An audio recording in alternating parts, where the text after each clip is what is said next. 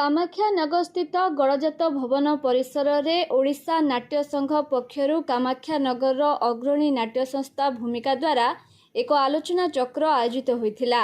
नाट्य संघर ढेंकानाल जिला संयोजक तथा भूमिका सभापति मधुसूदन सिंह सभापतित्व रे अनुष्ठित उक्त कार्यक्रम रे नाट्य संघर वरिष्ठ उपदेष्टा तथा वरिष्ठ नाट्यकार और नाट्य निर्देशक दिलीश्वर महाराणा, मुख्य अतिथि मठकरगोला महाविद्यालय अध्यक्ष चित्तरंजन दास, ओडिशा साहित्य एकाडेमी सदस्या तथा अध्यापिका डॉक्टर पुष्पलता रथ, नाट्य संघर कार्यकारी सदस्य तथा विशिष्ट नाट्यकार और नाट्य निर्देशक दिनेश दास आलोचक रूपे जोग देई नाटकर आवश्यकता शीर्षक विषय रे आलोचना करथिले।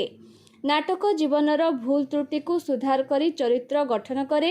एही परिप्रेक्षी रे समस्त शिक्षानुष्ठान रे नाटकर प्रचलन करिबा जरूरी बोली डॉक्टर दास मत रखिथिले। नाटक मनुष्यर सामाजिक, बौद्धिक, आध्यात्मिक, धार्मिक विकास कराई जीवन को सुंदर, निरामय और प्रेममय करे बोली अध्यक्ष श्री दास प्रकाश करिथिले। नाटकर दिनेश दास को मतरे नाटक मनोरंजन माध्यम नुहे बरं यह व्यक्तित्व विकास एक माध्यम अटे। मुख्य अतिथि तांको वक्तव्य रे कहिथिले जे नाटक पंचम वेद सदृश समाज को संस्कारित करने सह दिगदर्शन देइथाए। तेणु नाटकर आवश्यकता समाज रे अत्यंत जरूरी अटे। प्रतिष्ठाता संपादक निरंजन साहू स्वागत भाषण सह अतिथि मानक परिचय प्रदान करिथिबा बेले उपसभापति जगदीश प्रसाद त्रिपाठी धन्यवाद अर्पण करथिले।